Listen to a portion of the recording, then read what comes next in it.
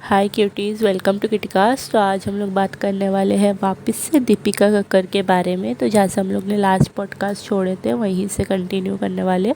तो अभी आगे शोहेब इब्राहिम का जो इमेज है उसको वाइट वॉश किया जाएगा। कैसे? तारीफ़ों का एरियल मार मार के, तारीफ़ों का फटका मार मार के उसके ईगो को जो है, मेल ईगो को जो है वो सेटिस्फाई किया जाएगा कि वो भी आगे अपना जो एक इमेज है उसको कंटिन्यू कर सके, एक परफेक्ट हस्बैंड वाला जो कि उसका कहीं खो गया था। ऑब्वियसली उसकी डिलीवरी वगैरह के टाइम पे जो उसको इतना हेट मिला उस वजह से। तो यहाँ पे आते हैं 2 पॉइंट। पहला पॉइंट ये बोल रही है मैंने ब्रेक लिया था, जो कि दीपिका है वो बोल रही है कि मैंने ब्रेक लिया था 4 इयर्स का, वो जो भी इयर्स है उसका। दूसरी तरफ वो बोल रही है अरे अगर मुझे नहीं काम करना है, मुझे अपना बच्चे संभालना है, मुझे घर पे रहना है, मुझे टिफ़िन पैक करना है, मुझे रखना है सबका ख्याल।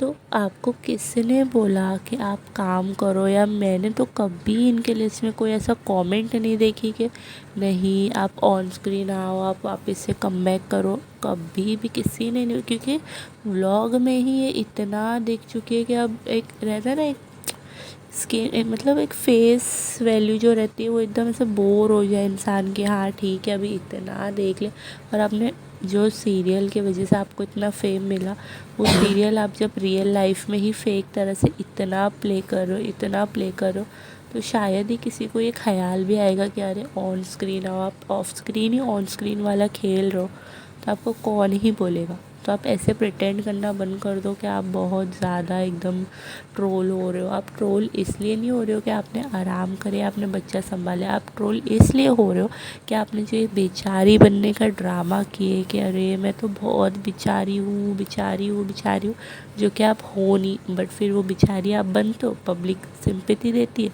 फिर आप पब्लिक की बैंड बजा।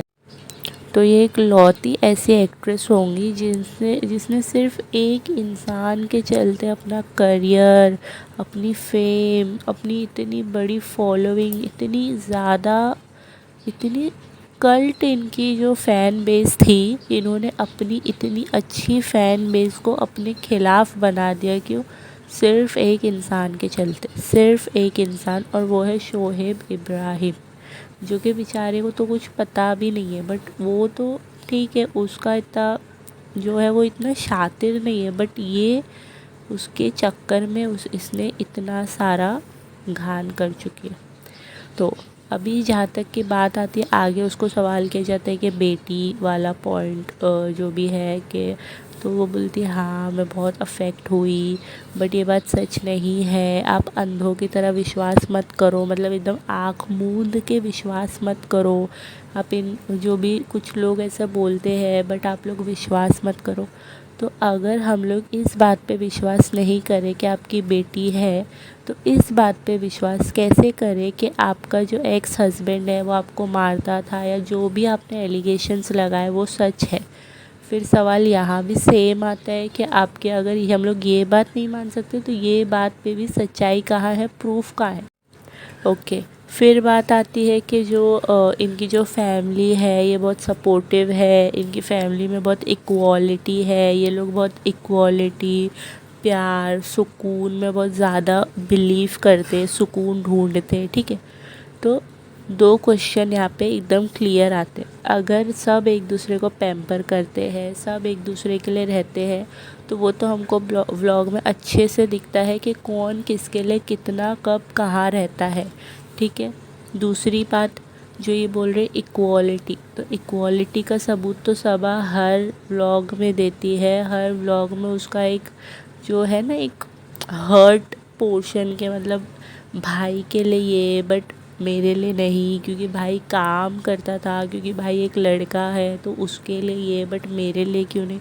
तो इक्वालिटी तो साफ दिखाई देती है कि आपके जो इन्फ्लुएंसर हो ना, आप बोलते हो कि अरे मैंने ब्रेक लिया था, मुझे संभालना है अपना बच्चा, मुझे करना है, टिफ़िन बनाना है, घर के काम करने।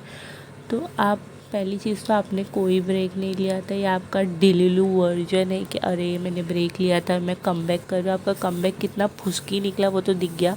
ठीक है। और जो आपका ये टेकिंग ब्रेक वाला जो एक प्रोसेस था, वो आपने कोई सोच समझ के नहीं लेते, जैसे एक नॉर्मल एक्ट्रेसेस डिसाइड करती कि हाँ I am on a break, जैसे कि अभी दीपिका है या कोई एक्ट्रेसेस है, ठीक है, उनका समझ में आता है, वो एक प्रोफेशनलिज्म जो है वो फॉलो करके वो लोग अपना काम करते हैं। ऐसे नहीं कि हाँ बैठे बैठे शो कोविड की वजह से बंद हुआ, अभी व्लॉगिंग अच्छी चल रही है तो व्लॉगिंग व्लॉगिंग व्लॉगिंग, उसके बाद में व्लॉगिंग में नीचे गए तो फिर टीवी शो ढूंढो, फिर नाम दे दो, अरे ब्रेक लिया था अभी कम बैक कर रहे हैं। आपका कम बैक इतना फुसकी था, इतना कि आपको अच्छे से पता था कि अभी रमज़ान के अंदर आपका व्लॉग हाइप, अच्छी खासी हाइप पकड़ता है, तो आपको इस शो को क्विट करना पड़ा। क्यों? क्योंकि आपको अच्छे से पता है कि आप व्लॉगिंग में 1 मंथ में आप जो निकालोगे वो ये मास्टर शेफ़ में आपको मिलेगा नहीं।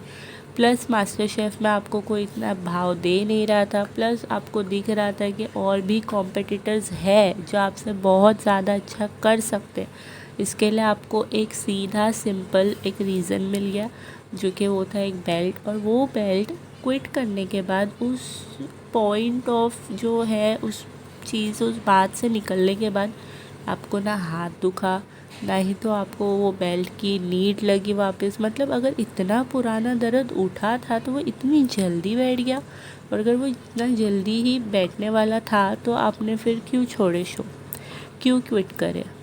ख़त्म होने जा रही, मुझे लग रहा है एक ही अच्छी स्किल थी आप में, एक्टिंग, वो भी मुझे लग रहा है अभी आपकी फेड अवे होते जा रही है धीरे धीरे, ठीक है। तो इनसे ये पूछते हैं कि पर्सनल एलिगेशंस जो आप पे इतनी ज़्यादा लगाए गए हैं, इतने हार्श के, मतलब वही अबेंडेंट वाला जो भी है, तो ये तो वो पूछते हैं कि आपने क्लियर क्यों नहीं किया वगैरह वगैरह। तो पहला मेरा क्वेश्चन है कि ऐसा same allegation I guess Aishwarya और अभिषेक पे भी लगाया गया था, उनकी कुछ डॉटर वगैरह वाला कुछ सीन था उस चीज़ की वजह से।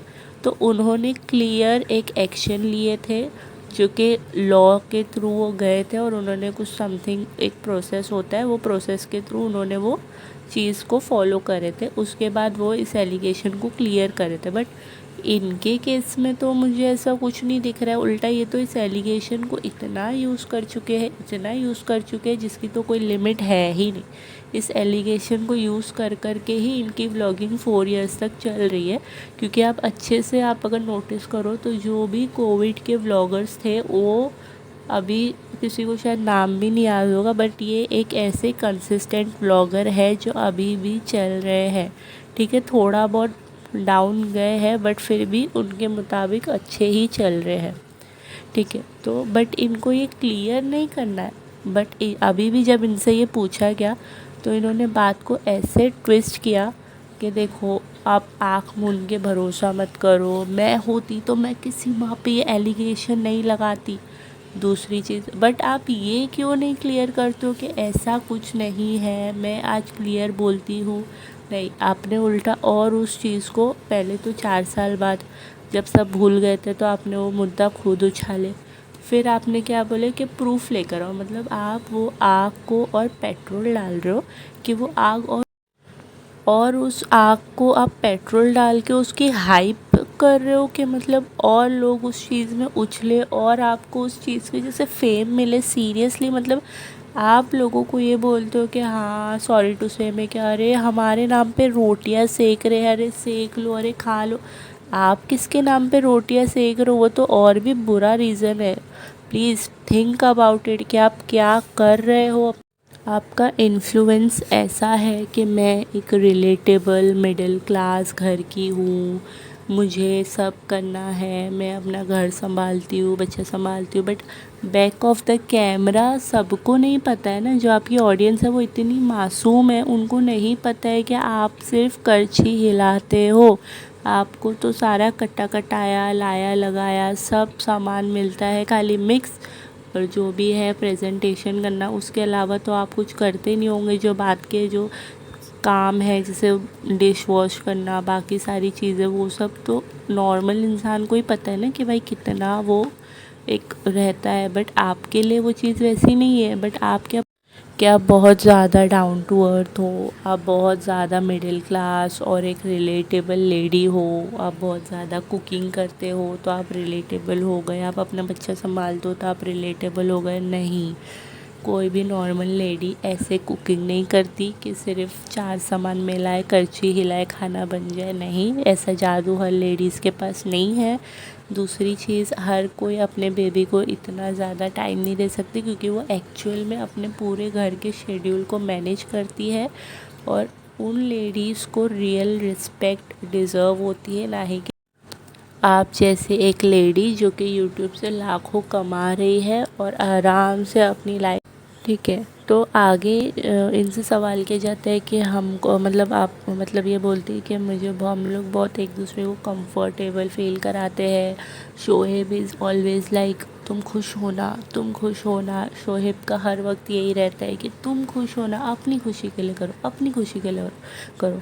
तो अगर तुम खुश होना और अपनी खुशी के लिए करो वाला अगर जो है एक पोर्शन है तुम्हारी लाइफ में, तो मुझे बताओ, अगर तुम खुश हो तो तुम्हारी जो बातें हैं वो तुम्हारे एक्शन से क्यों मैच नहीं होती? जो तुम्हारा हम साथ साथ वाला परिवार है वो क्यों नहीं है? सिर्फ आपको जब शोज़ है या कुछ ऐसा है जिसमें आपको एक अच्छा पोर्ट्रे करना होता है इमेज, तभी ही आपकी फैमिली हम साथ साथ है क्यों बन जाती है। बाकी तो आप लोग जानी दुश्मन बने रहते हो। जैसे कि कई दीपिका अपने ब्लॉग में ये तीर छोड़ती है, सब अपने ब्लॉग में वो तीर छोड़ती है। तो और शोहेब इब्राहिम के तो अलग ही तीर चलते रहते हैं। तो ये चीज़ आप पहले क्लियर करो ना कि आप लोग अगर एक साथ एकदम ऐसे सपोर्टिव फैमिली हो तो आपने ये बेचारी वाला इमेज पोर्ट्रे ही क्यों करे? ये तो आपने बहुत अच्छे से खेले हो, अच्छे से आपने एक माइंडसेट बना के ही करो, वो तो दिखती बात है। हाँ, वो चीज़ अलग है कि वाकई में फिर आपकी सास ऐसी निकल गई कि सही में वो सॉरी फॉर द बैकग्राउंड, कि सही में वो एकदम ऐसी एक मतलब बोलते हैं ना बहुत बेदिल एक इंसान के, मतलब ठीक है मतलब बेटे के बच्चे के लिए भी उनके दिल में कोई वो नहीं। जब उनको इतना ट्रोल किया गया कि अरे पोता पोता पोता कर रही थी, पोता आ गया तो अब क्या है, अब क्या है, तब जाके आपकी जो सास है वो अब डेली आती है, रूहान से खेलती है, जो भी है। ये भी आपकी सास को ट्रोल करने के बाद आया, आपकी सास कोई पहले से नहीं आती थी। तो ये बात भी आप डिनाई नहीं कर सकते, ठीक है। दूसरी चीज़ ये बोलते हैं कि मतलब अपनी खुशी के लिए करो, तो मेरे को तो नहीं लगता कि कोई भी लेडी अपना एक अच्छा ब्लूमिंग करियर छोड़ के ये चूज़ करेगी कि मैं घर पे बैठ के डब्बा पैक करूँ, ठीक है। एक एक पॉइंट आपकी सही बोल सकते हैं कि ठीक है आपको अपने बेबी को रेस करना, तो अगर इतना ही आपको था कि मैं अपने बच्चे को पालूँ वगैरह जो भी आपका है, तो आपका बेबी आपकी मम्मी के पास ही क्यों रहता है? आप उसको रेस क्यों नहीं कर रहे हो? आप उसके साथ क्यों नहीं दिखते हो? जब भी देखो तो आपके बेबी को तो आपकी मम्मी संभालती है, तो आपने क्या करे ब्रेक लेके। यहाँ तक ये बात हो गई कि जो एलिगेशंस हमने इन पे लगाए थे वो, ठीक है। अब एक एलिगेशन जो इन्होंने लगाया अपनी ऑडियंस पे, which is really really really funny, कि मुझे लोग ये बोलते हैं कि ये बेबी होने के बाद चिड़चिड़ी हो गई है। सीरियसली आपको किसने बोला ये कि आप चिड़चिड़े हो गए हो? आपके पास तो उतना जो है पोर्शन ऑफ टाइम ही नहीं था कि आप अपना चिड़चिड़ापन दिखा सको। आप कितने डिप्रेस्ड हो गए थे वो हमको दिखा था। आप चिड़चिड़े तो नहीं हुए थे, और ना ही तो किसी ने ये चीज़ बोला कि आप बहुत चिड़चिड़े हो गए थे, ठीक है। तो आगे ये बताते हैं कि शोएब जब झलक में था तो that was the worst phase of my life and all. तो उसका तो क्लियर रीज़न यही बनता है कि आप तब तक तो आप ऑलमोस्ट जो सारे जो भी है डिलीवरी के बाद के जो भी इफ़ेक्ट्स होते हैं उन सब से तो निकल चुकी थी। फिर तब आपको किस बात का डिप्रेशन हो रहा था? तब आपको इस चीज़ का डिप्रेशन हो रहा था कि जो आपके हस्बैंड है उनके साथ जो डांसर के लिए जो है गर्ल, वो बहुत ही यंग है, और ऑब्वियसली इंसान को अपने कर्मों का फल इसी दुनिया में भुगतना है। तो आपको लगा कि ओ कहीं मेरे कर्म वापस ना आ जाए, इसलिए आपको इनसिक्योरिटी हो गई। इसके लिए आप भाग भाग के इतने धूल मिट्टी वाले साइड पे इतने छोटे से बेबी को ले के उसको भी डिस्टर्ब, आपका तो माइंड डिस्टर्ब था ही पहले से, तो इस चीज़ के लिए आप एकदम डिप्रेशन में चली गई थी, ठीक है। दूसरी चीज़ जो एकदम इम्पॉर्टेंट आता है कि जो इनकी फैमिली पे एलिगेशंस लगाए गए थे ना कि इनको रूहान के लिए कोई एक सॉफ्ट कॉर्नर या स्पेशल एक कॉर्नर नहीं है, इतना कुछ दिखता नहीं है, कोई इनको रूहान को पूछता नहीं इनकी फैमिली में से एंड ऑल, तो उसको भी इन्होंने वाइट वॉश किया। एक छोटे से बच्चे का भी जो थोड़ा एक एलिगेशन वाला जो भी एक पार्ट था उसको भी इन्होंने अच्छे से वाइट वॉश किया है। मतलब आप सोच सकते हो कितना अच्छे से एक पूरा पैटर्न के हाँ ये ठीक है, ये पूरा साफ़ करके आऊँगी मैं, कोई चीज़ नहीं छोड़ूंगी, एक भी पॉइंट नहीं छोड़ूंगी, इंटरव्यू के नाम पे पूरा वाइट वॉश करके आऊँगी। बट ये चीज़ भूल गई कि आपका जो इंटरव्यू है वो इंटरव्यू किसी एंगल से नहीं है, गलती से, ठीक है। तो अभी रूहान के लिए पूछा जाता है कि हाँ बहुत स्पेशल है वगैरह वगैरह जो भी है, तो what she said is every occasion is all about Ruhaan.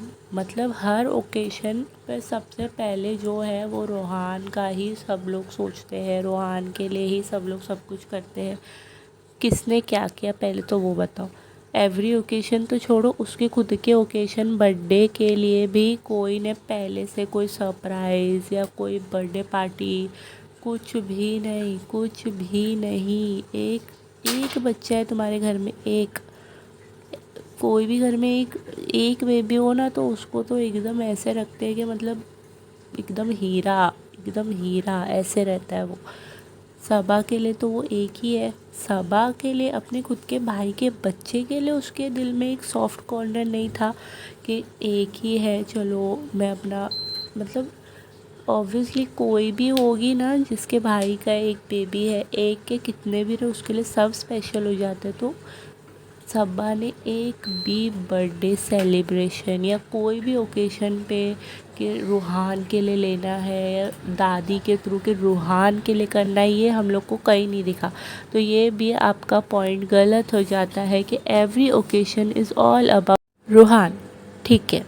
तो अभी आगे बात आती है कि एक इंटरव्यूअर जो होता है ना वो पहली चीज़ पूछता है जनता के सवाल जो जनता के मन में है उस इंसान के लिए, जो भी सामने पर्सन या पर्सनालिटी सेलेब जो भी है।